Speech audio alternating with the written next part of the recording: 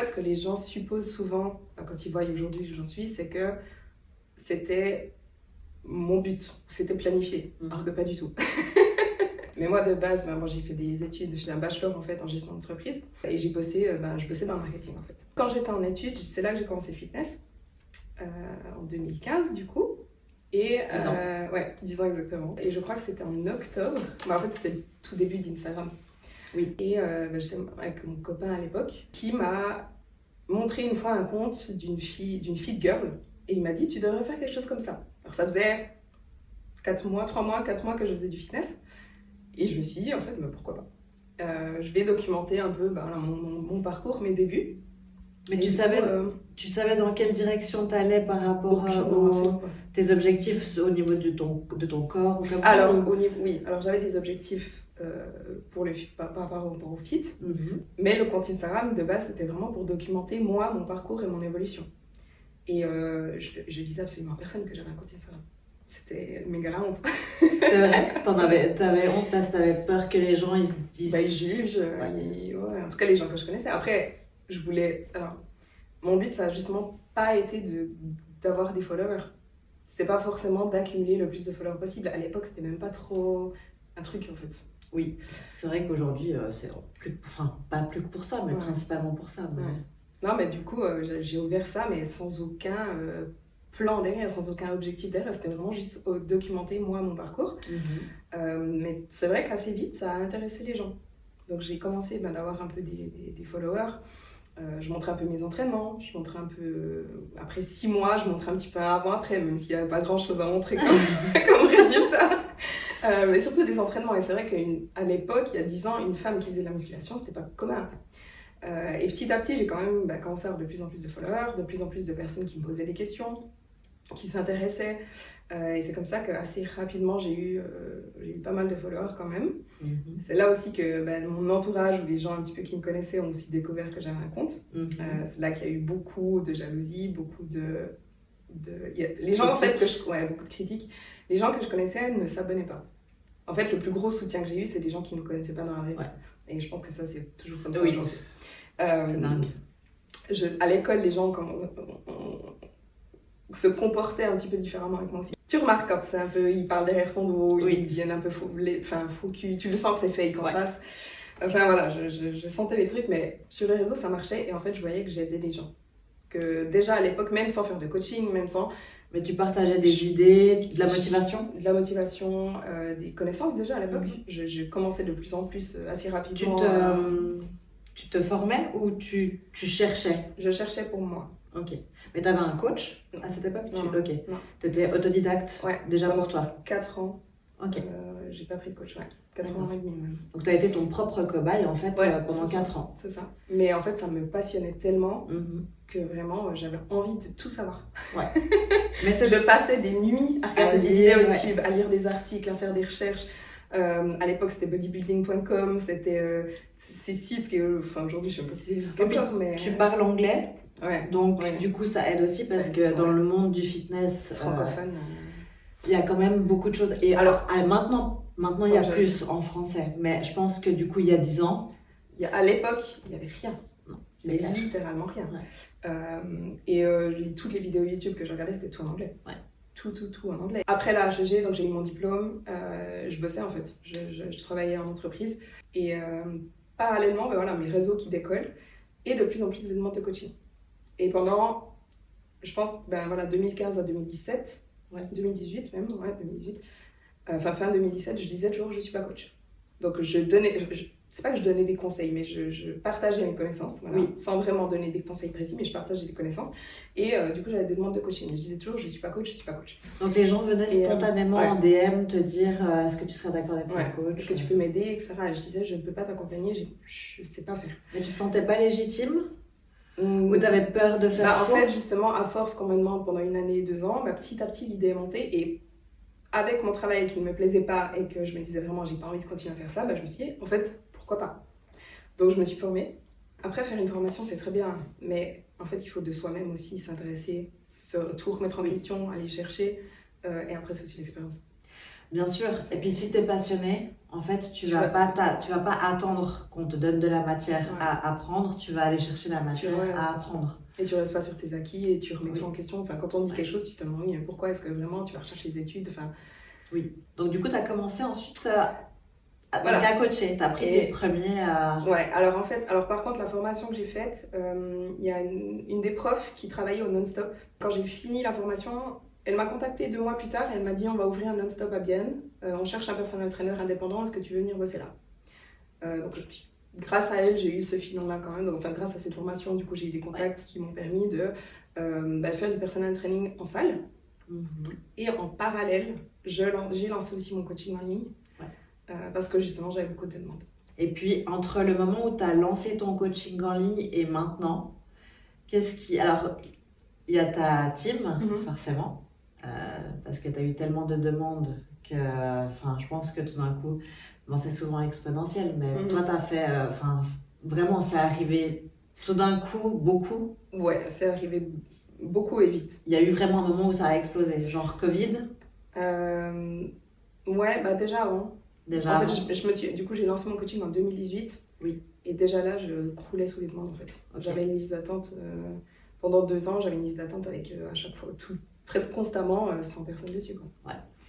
Et la classe. Non, mais c'est vrai. C'est vrai. Après, du coup, le Covid, contrairement à d'autres coachs, moi, le Covid, ça n'a pas changé grand-chose. Ok. Mais c'est vrai que c'est quand même en 2021, donc quand même après le Covid, que j'ai lancé ma team. Ouais. Et depuis, j'ai 6 coachs dans ma team. Oui, mais pas que des coachs de sport, du coup. Non. Il y a l'aspect psychologique. Ouais, alors on a une psy, effectivement, parce que il y a des clientes, si on voit qu'au niveau psychologique ça marche pas, on n'arrive pas à avancer. Donc là, on doit essayer de les rediriger vers une psy, ou si certaines clientes veulent un suivi psy, on peut aussi leur proposer ce service. Tout le monde devrait. Oui. Oui. Tu l'as dit une fois. Mais c'est vrai que, alors, en tant que coach ou en tant qu'esthéticienne, on est souvent amené à être un peu la psychologue aussi de nos clientes. Alors, moi je le dis tout le temps, en tant que coach, sport, nutrition, lifestyle, etc., il y a peut-être 20%, c'est réellement juste donner les macros, donner un programme d'entraînement, corriger les mouvements, aider au niveau sport, alimentation.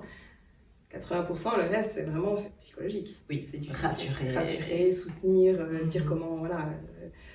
C'est aussi tout le rapport à l'alimentation, le rapport au corps, le rapport à l'estime de soi, la confiance en soi, etc. Et c'est vraiment travailler tout ça, quoi. Oui. Mais c'est vrai que des fois, il faut... Ça reste un peu de la surface, oui. Là où on peut accompagner, où on accompagne. Parfois, il faut quand même aller creuser vraiment plus profond. Ouais. Et c'est là qu'une psychothérapeute, faire une psychothérapie, c'est vraiment nécessaire. Mettre le doigt sur... Le vrai problème, ce qui bloque. Et des fois, ça peut vraiment... si on arrive à débloquer un truc, ça débloque tout le reste. Donc, et souvent, c'est inconscient. Donc il faut vraiment aller chercher avec une thérapeute qui est vraiment une psychologue, psychothérapeute. Donc du coup, tu as décidé donc d'avoir une psychothérapeute. Voilà, une psy, ouais. Une spécialiste en santé hormonale. Oui. Une spécialiste en santé digestive qui est aussi formée en hormones. Enfin, les deux sont autant capables de gérer hormones que digestion. Finalement, ça peut être un peu lié, mais... C'est totalement lié. Ouais. En fait, les deux sont liés. Donc forcément, les deux sont capables de suivre sur les deux plans. On a aussi une coach en périnatalité. Donc durant la grossesse et après l'accouchement. Et après, nous, on est aussi assez... en tant que coach sport, nutrition, lifestyle. Donc quand je parle lifestyle, c'est vraiment le mode de vie, améliorer le mode de vie de manière générale. On ne peut pas faire un suivi santé, nutrition et sport sans prendre en compte tout le reste, c'est-à-dire la santé, le stress, le sommeil, le mouvement au quotidien, aussi l'état psychologique, le rythme de vie, l'hygiène de vie. Enfin, voilà. Oui, c'est vraiment une prise en charge hyper globale. C'est ce que je pense que les gens ils se rendent pas compte. Moi, je vois juste là, au début de ma petite carrière, que j'espère grande comme Chloé. Mais c'est vrai que souvent, tu as des gens qui viennent te voir. Ah, tu peux me faire un programme un plan alimentaire. Et puis voilà, un plan alimentaire. Puis t'es là, ouais, ok. Et en fait, ils pensent juste. Alors, elles pensent juste, moi, pour l'instant, j'ai affaire qu'à des femmes, mais elles pensent juste qu'en fait, en suivant ça pendant 3 mois, c'est bon, ça va régler tous les problèmes qu'elles ont. Et que, mais c'est encore hyper ancré dans la tête des gens. Ouais. qu'en fait, c'est hyper simple à gérer. Alors, en soi, sur le papier, c'est simple. Ouais. Mais elles se rendent pas compte qu'en fait, il y a toujours un peu les excuses, genre, oui, mais là, cette semaine, j'ai pas le temps. Oui, mais tu vois, la semaine prochaine, je pars en vacances. Mais en fait, ça, c'est la vie. Ouais. Et on doit adapter. En fait, on doit juste faire rentrer ça dans sa vie et pas essayer de modifier sa vie pour faire rentrer ça dedans. Il y a tellement de choses que tu as dit là. Je parle beaucoup. Non, mais comme tu l'as dit, alors sur le papier, c'est simple, mais c'est pas facile. La mise en pratique est pas facile. Il y a aussi beaucoup de monde qui pense que... il y a plusieurs choses. La première, c'est que la personne pense qu'en payant un coaching, rien qu'en faisant la transaction, elles n'auront pas besoin de faire le travail. C'est comme quand tu achètes un programme en ligne. Ouais. Le fait d'acheter le programme, tu dis c'est bon, je vais changer. Souvent, les personnes n'ouvrent même pas le programme. Donc, voilà, c'est rien que le fait d'acheter la chose, tu te dis c'est bon, j'ai réglé mon problème. Oui. Un coaching, ok, tu payes, mais après, il faut faire, il faut mettre en place les choses, il faut changer ses habitudes. Et c'est souvent l'implémentation de ces nouvelles habitudes et changer, pas uniquement suivre un plan alimentaire, mais changer tout son mode de vie qui est plus compliqué. Mais après, c'est clair que c'est à ça que sert un coaching et c'est pour ça que ça doit être personnalisé, c'est qu'on va faire les changements qui sont réalistes pour la personne. Ouais. C'est pas qu'on va tout changer du jour au lendemain. Ouais. C'est pour ça qu'il y a beaucoup de mauvais coachs sur les réseaux, c'est parce qu'ils donnent des programmes copier-coller qui s'envoient tous le même à tout le monde, alors que ça ne s'applique pas du tout à la personne en face de. Et ça, c'est la différence entre coacher quelqu'un et juste lui envoyer un programme. Oui. Le coaching, c'est quelque chose de très spécifique et pas tout le monde est capable de coacher quelqu'un d'autre. Est-ce que des fois ça t'arrive du coup de pas réussir? Alors oui. À aider certaines clientes? Oui, il y a certaines, ça m'est déjà arrivé, qui payent le premier mois. Tu lui envoies le premier protocole, elle ne le commence jamais. Littéralement, elle ne le commence jamais. Tu renvoies des messages, elle te répond 3 semaines plus tard et finalement, elles disparaissent. C'est fou ça. Et certaines payent dans le vide pendant 6 mois. Elles sont engagées pour 6 mois, elles payent jusqu'à la fin. Elles n'ont jamais commencé. Et ça, tu ne peux tu peux pas aller sonner chez elle et lui dire maintenant tu vas. T'as payé, donc vas-y, profites-en. Forcément, il y en a des, voilà, comme je te dis, elles ont payé, elles ont l'impression que tout va se régler tout seul, sans faire d'efforts. Alors qu'en fait, c'est clair, elles doivent faire aussi. Donc oui, il y a des personnes que j'ai pas réussi à aider. Voilà, on peut pas aider quelqu'un qui veut pas être aidé aussi, il faut aussi comprendre ça. Après, il y a aussi certaines personnes, comme tu as dit avant, ils pensent qu'ils ont un programme de 3 mois, ils vont faire 3 mois et c'est bon, c'est fini. Souvent, les personnes qui sont dans certaines situations, ça fait 15 ans qu'elles sont dans la situation où ça leur a pris 15 ans pour petit à petit prendre du poids, arrêter le sport, enfin voilà. Il faut pas s'imaginer qu'en 3 mois, c'est bon, elles auront perdu 15 kilos, elles iront au sport 5 fois par semaine. Non, il faut comprendre qu'en fait, c'est un changement de mode de vie et c'est pas juste un régime temporaire de 3 mois et que les changements ne se font pas si rapidement. Non, malheureusement pas, ça serait bien. Et la patience, en fait, c'est ça qui manque, c'est la patience. Surtout avec tout ce qu'on voit sur les réseaux aujourd'hui, toutes les promesses magiques, toutes les solutions qu'on essaye de nous vendre. Fais ça pendant, littéralement, on fait ça pendant 2 mois, c'est bon, tous tes problèmes auront disparu. C'est pas comme ça que ça marche, mais c'est vrai qu'à force qu'on entend depuis des années, même nous, quand on était jeunes, quand on avait 15 ans, dans les magazines, c'était perdre 6 kilos en 2 semaines. Bien sûr. En été. Mais alors, il y a encore des gens qui croient à ça. Beaucoup. Alors qu'aujourd'hui, beaucoup trop, vraiment. Alors qu'aujourd'hui, on a quand même accès à vraiment de l'information. Autant il y a de la désinformation, autant si tu veux vraiment trouver des vrais sujets, des vraies réponses, c'est aussi possible de trouver. Ouais, mais ils n'ont pas envie d'entendre que, en fait, moi je sais que je n'attire pas tous les clients parce que des fois je fais des calls avec des prospects, et je leur dis, mais par rapport à l'objectif que tu as, concrètement, ça va te prendre 1 année. Ils sont pas prêts à entendre ça. Et ils veulent pas. Et en fait, c'est un processus que les gens, même quand tu le documentes, parce que toi, tu documentes tout, les gens, ils peuvent tout voir, tout lire, enfin, c'est hyper clair dans ta façon de montrer tes process, mais les gens, ils pensent encore que ça, c'est parce que c'est toi. Et que ça va pas s'appliquer à eux. Que eux, toi c'est comme ça parce que toi t'es déjà plus loin dans le level, mais en fait t'es passé par ce stade aussi. En fait je suis plus loin dans le level parce que parce que t'es passé par là. Oui, c'est pas... Et quand je leur dis si vous voulez arriver là, faut aussi faire ça. Bien sûr. Pour eux, non, ils ont l'impression que non, ça marche pas. Non mais moi je suis débutant donc oui, mais tu dois aussi justement faire le chemin du débutant d'abord. C'est qu'ils sont pas prêts. Tu dois faire des erreurs des fois pour comprendre les choses et avoir des déclics. Ouais. Si la personne n'est pas prête à t'entendre et à faire ces changements-là, il faut... Voilà. Faut les laisser... Bah voilà, c'est aussi comme ça que tu attires tes clients idéaux. Oui. Donc ton client idéal, en fait, c'est celui qui adhère à ce que tu dis. Oui. Et c'est clair que tu vois, les personnes dont je t'ai dit avant, qui n'ont jamais réussi à mettre en place, qui n'ont jamais commencé le protocole et que j'ai pas réussi à aider, c'est que j'étais pas la coach pour eux, en fait. Ouais. Quand tu cherches un coach, tu dois t'assurer que le coach utilise les méthodes que tu veux utiliser, partage tes valeurs. Ouais. Et c'est clair que si un client, par exemple, si un client s'approche de moi et il me dit je veux un plan alimentaire, je vais dire je ne fais pas de plan alimentaire. Ouais. Donc ça marche pas. Ça va pas. Non, je refuse de travailler comme ça, moi. Ouais. Oui, puis c'est bien de... Ben ça, c'est justement peut-être voilà, un conseil que les gens doivent suivre, c'est quand on veut se lancer, que ce soit dans le coaching ou dans un autre métier, c'est en fait avoir sa vision et la garder. Et s'y tenir, S'y tenir parce que voilà, tu fais du meilleur job quand tu es en accord avec ta façon de faire et que tu n'es pas toujours en train, toi, de t'adapter à l'environnement qui vient vers toi, en fait, parce que tu te perds finalement. Donc toi, tu as réussi à maintenir aussi cette ligne-là de conduite. Ouais. Et en fait, c'est aussi, à mon sens, d'un point de vue extérieur, la clé du succès. C'est que tu as vraiment en fait, développé ta marque de fabrique aussi, même si y a plein de gens qui fonctionnent comme ça. Il faut que tu sois très clair sur ce que tu veux proposer, comment le proposer, que tu saches exactement ce que tu veux faire, pourquoi tu le fais, pourquoi tu veux le faire comme ça, et t'y tenir, effectivement. Et te dire, si des clients viennent et veulent pas ça, leur dire, ok, c'est pas pour toi alors. Donc du coup, ça t'est déjà arrivé de volontairement dire à quelqu'un, écoute, peut-être que je suis pas la coach qui te convient, et de réorienter ou de...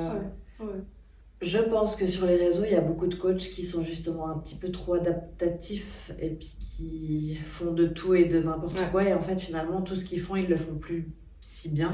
Ce qu'il y a, c'est qu'en fait, si tu es spécialisé dans tout aussi, parce que ça, on voit beaucoup maintenant, des coachs qui sont à la fois... C'est pas pour rien que j'ai que j'ai une team avec plusieurs spécialistes différents. Parce que justement, quand tu es spécialisé dans quelque chose, tu es vraiment bon dans ce que tu fais. Tu peux pas être bon quand tu fais tout. Non. Et aussi, tes clients, il faut savoir qui est ton client, justement. C'est ce que avoir une sorte de niche un peu. Et avoir justement ton client idéal, en fait, avec qui tu veux travailler. Et c'est là que tu es le plus efficient, c'est là que tu prends le plus de plaisir à travailler. Par exemple, nous, on ne fait pas de préparation bikini. Tu fais plus? Non. Alors, on a fait au début, on avait une coach qui faisait que ça, mais en fait, ça ne correspond plus à mes valeurs, j'avais plus envie de proposer ce service dans la team. Mais moi, je n'ai jamais fait de préparation bikini, parce que je n'ai pas envie de faire ça. Mais tu aurais eu les compétences pour le faire? Je pense que oui. Même si ça reste quand même assez spécifique, c'est pas juste une perte de poids. Mais par rapport à la santé des clientes, je n'ai pas envie de proposer ça. Mais du coup, vu que tu as fait toi-même des compétitions, forcément, tu as été approché par pas mal de monde pour savoir si tu étais d'accord de les coacher là-dedans. Pour les concours, Donc du coup, tu as aussi pris le parti de refuser de la clientèle. Ah oui, total. Parce que du coup, ça matchait pas avec tes valeurs. Là, c'était même pas une question seulement de compétences, mais c'est vraiment une question de valeur où toi, par rapport à ton vécu là-dedans, tu refuses d'emmener les nanas jusque-là. Mais malgré tout, tu regrettes pas non plus ce passage-là de ta vie? Non, pas du tout, parce que j'en serais pas là où j'en suis aujourd'hui. Ça t'a donné une certaine visibilité? Oui, quand même, je pense, sur YouTube. Enfin, YouTube, j'ai lancé YouTube en 2019 pour documenter ma première préparation. Donc oui, je pense que ça a donné de la visibilité. Encore une fois, c'était pas le but. Je me suis pas dit, tiens, je vais documenter ma prep pour avoir des vues, pour avoir des likes. C'était vraiment, pour moi, pour me souvenir, en fait, du voyage, du process, de l'évolution. Parce que quand j'ai commencé les concours, là aussi, concrètement, je n'avais aucune ambition au niveau des concours. Jamais je me suis dit, je ne voulais pas devenir pro. Je ne voulais pas, c'était dit, je teste pas. C'était vraiment, j'ai envie de me lancer un challenge. Ça fait 4 ans que je fais de la muscu, j'ai envie de voir ce que j'ai créé comme muscle. Mais jamais, je suis allée à ce premier concours en me disant, mais si ça se trouve, je vais détester monter sur scène. Moi, j'aime pas trop, je sais, contrairement à ce qu'on croit à cause de mes réseaux, j'aime pas avoir tous les regards sur moi. J'aime pas attirer l'attention. Si on me voit dans un groupe, je suis plutôt celle qui est assez discrète, Voilà, donc je me suis dit, monter sur scène en bikini, à moitié à poil, des centaines de milliers de personnes qui me regardent, je pense que je vais détester ça. C'est un univers. C'est un concept quand même social. Et en fait, j'ai adoré. Et c'est vrai que les résultats étaient encourageants. Et dès mon deuxième concours, donc ma deuxième prep en 2020, donc de base, moi j'étais en IFB Pro League en amateur. J'ai fait la Swiss Cup, j'ai été première à la Swiss Cup, ensuite j'ai fait les championnats suisses, j'ai été championne suisse 2019. Et 2020, en fait, j'ai décidé de passer en NPC. Donc c'est une autre fédération. C'est une autre fédération, voilà. Mais du coup, mon deuxième concours en NPC, en amateur, j'ai eu ma pro card. Oui, et ça c'était à Alicante. C'était à Alicante, ouais. C'est ça, pendant le Covid. En Espagne. Attention. Et d'ailleurs, à mon deuxième concours pro, j'ai fini deuxième. Donc j'ai manqué ma place à l'Olympia d'une place, en fait. Ma qualification à l'Olympia. Mais c'est un vrai regret Non. Parce que avec le recul, pas. Non, mais même à l'époque. Okay. Parce que quand j'ai eu ma place, enfin quand j'ai fini deuxième là, c'était à la toute fin de ma saison. Oui. En fait, j'ai eu ma pro card, c'était en octobre.